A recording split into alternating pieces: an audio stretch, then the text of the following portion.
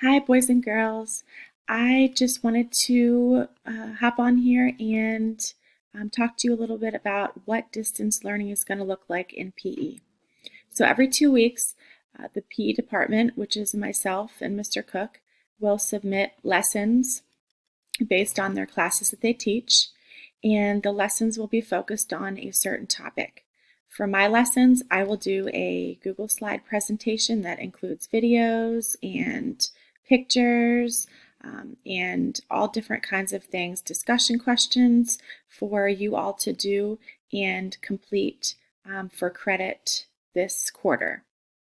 So, what are the presentations going to look like?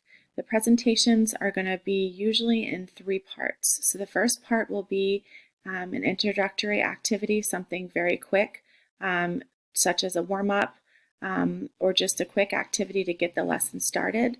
Then there will be a lesson focus. That is the main focus of the lesson, where we'll be doing different types of activities, discussions, and things like that. And then there will be a closure. So we'll do a cool down.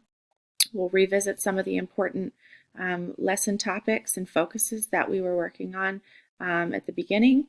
And then there will be either an exit ticket or some other type of assignment that you can submit for credit.